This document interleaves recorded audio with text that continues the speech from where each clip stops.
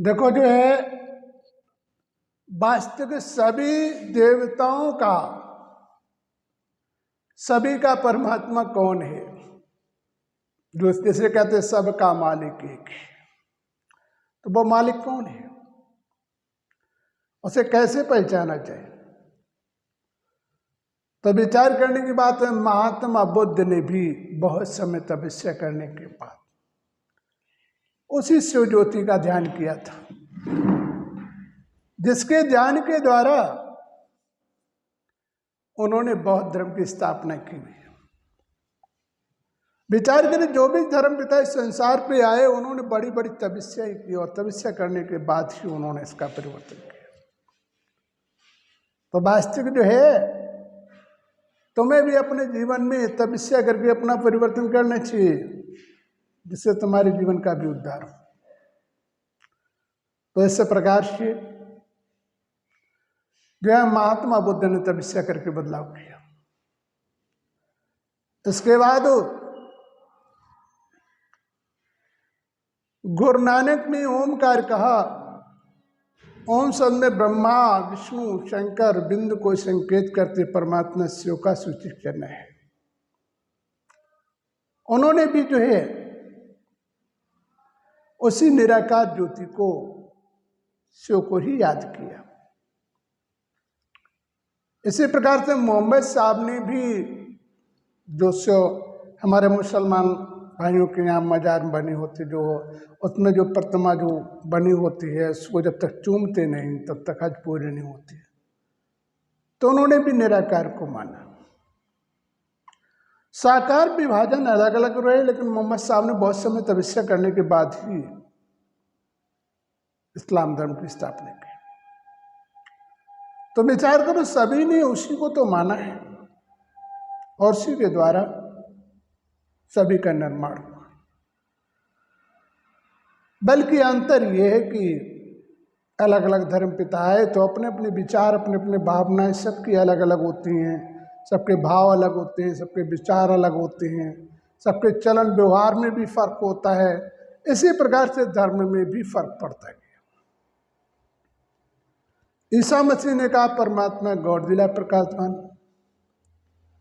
मनस प्रकाश ज्योति को उन्होंने भी दर्शाया, जिन्हें अंग्रेज भी कहते हैं। ईसा मसीह ने बहुत समय तपस्या करने के बाद ईसाई धर्म की स्थापना कर पाए थे। इन महापुरुषों ने बहुत संसार में परेशानी समस्याओं का भी सामना किया, फिर भी लोगों को सच्चे मार्ग दिखाने के लिए अपने कष्ट को कष्ट नहीं समझा, बल्कि लोगों के कष्ट को कष्ट समझकर उन्होंने भी लोगों का वास्तविक परिवर्तन किया। मेहनत की, ईसा मसीह ने भी बहुत मेहनत की। करने के बाद उन्होंने ईसाई धर्म की स्थापना की। उद्देश्य रहा कि संसार पर अशांति ना हो, सब में भेदभाव ना हो, सभी के विचार से बने, जो किसी की तो मान करिए। अब जैसे हम किसी का निर्णय करने जाते तो वो तो कोई ना कोई की मान ही लो, ये किसी की तो मानेगा। इसी प्रकार से उनकी भी मानकर, इस प्रकार से ईसा मसीह ने भी संसार को संभालने का प्रयास किया। ईसाई धर्म की स्थापना हो गई। शंकराचार्य ने संन्यास धर्म की स्थापना की। उन्होंने भी शिव की आराधना की। उन्होंने वैराग वृत्ति दिखाई, घर परिवार संबंध को छोड़कर तुम वैराग धारण कर लो, मोह ममता का त्याग कर लो। इस प्रकार से जो है शंकराचार्य ने अपने व्यवस्थाओं के अनुसार से उन्होंने बदलाव किया। लेकिन हकीकत देखा जाए, सबने आकर इस संसार पर परिवर्तन ही तो किया। जब तक बदलाव नहीं करेंगे तब तक जीवन का उद्धार कैसे होगा? तो इस प्रकार से शंकराचार्य ने किया।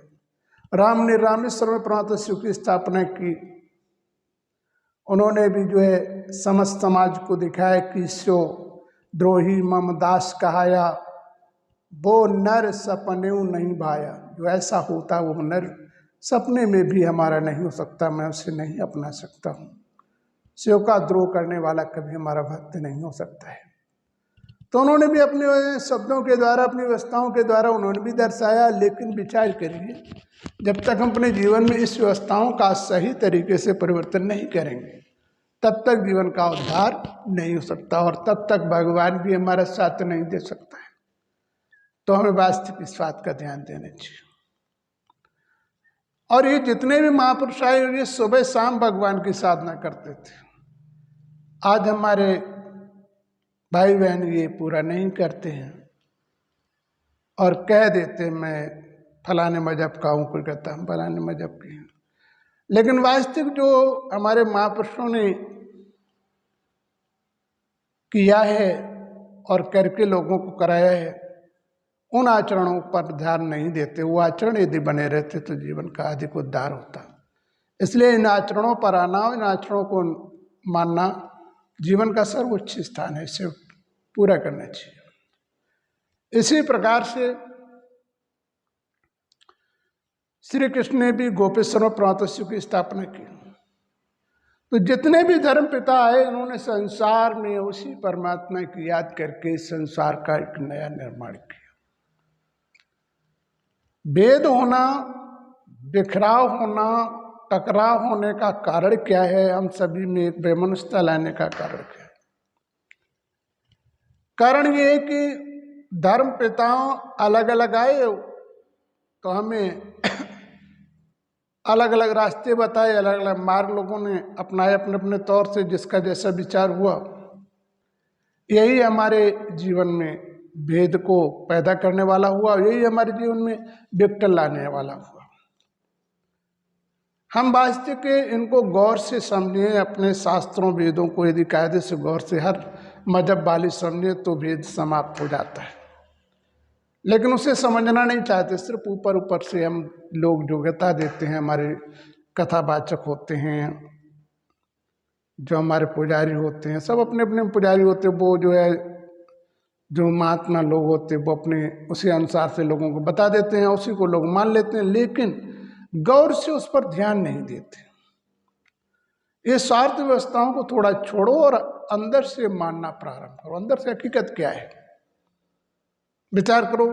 एक हिंदू मरता तब भी प्रकाश निकलता है, मुसलमान मरता तब भी आत्मा से प्रकाश निकलता है। बल अलग अलग तरीके से रहन सहन व्यवस्थाओं का फर्क अलग अलग है, मान्यता अलग अलग है। जैसे एक बाप के बच्चे कोई इंजीनियर बन जाता है तो कोई डॉक्टर बन जाता है, कोई फौजी बन जाता है तो कोई पुलिस में पहुंच जाता है। अलग अलग अपने कार्य करना प्रारंभ हो जाता है, सबकी कार्यविधि अलग होती है, सबके विचार अलग हो जाते हैं। ऐसे ही धर्मपिताओं का भी स्थल रहा, उन्होंने संसार पर इतने धर्मों की रचना की। अब बात उठती है कि इन धर्मपिताओं को याद करने में और परमात्मा को याद करने में क्या फर्क है? इन धर्मपिताओं को याद करने से कहीं डूब रहे हो निकाल के पार पे खड़ा कर देंगे, लेकिन आत्मिक अपराधों से मुक्ति नहीं दिला पाते। यही कारण है। और परमात्मा की याद करने से आत्मिक अपराधों से मनुष्य मुक्त हो जाता है। संसार पर एकदम संपूर्ण सुख नहीं प्राप्त होता। हरे हरे करके जो है तुम्हारे सुख बढ़ते जाएंगे, दुखों का निवारण होता जाएगा, लेकिन परमात्मा की याद करने में राहत मिलने में थोड़ा समय लगता है।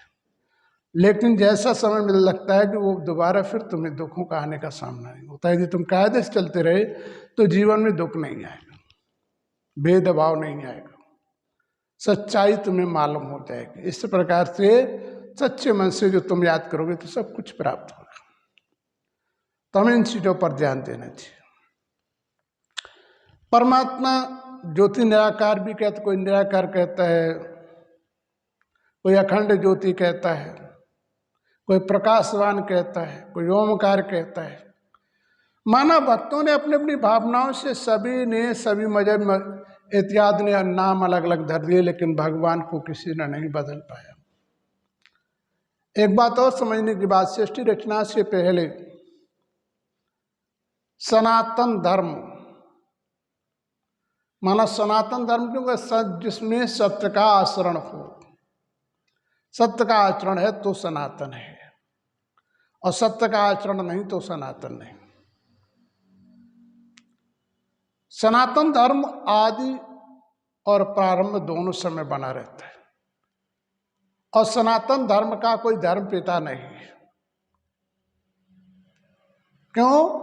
सनातन धर्म का रचयिता स्वयं परमात्मा शिव निराकार है। उसी ने के वाक्यों द्वारा इस संसार में सनातन धर्म का जन्म हुआ।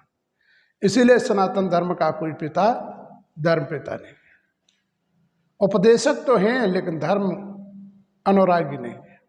कहीं भी किसी भी शास्त्र में आपको लिखा नहीं मिलेगा कि जो है सनातन धर्म का जन्मदाता।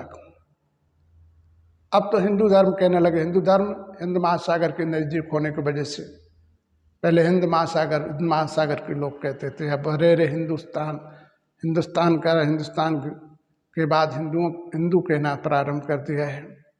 तो माना ये तो बाद में हमारे बच्चों और उच्चारणों के अनुसार से बन गया। वैसे सनातन देवी देवता धर्म कहते थे, जो सनातन है, जिसका कभी अंत नहीं होता, प्रारंभ नहीं होता है, इसलिए इसे सनातन धर्म कहते हैं।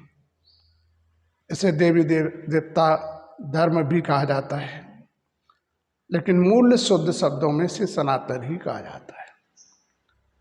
तो सनातन धर्म का जन्मदाता एक परमात्मा है। तो इस प्रकार से सनातन धर्म का जन्म हुआ।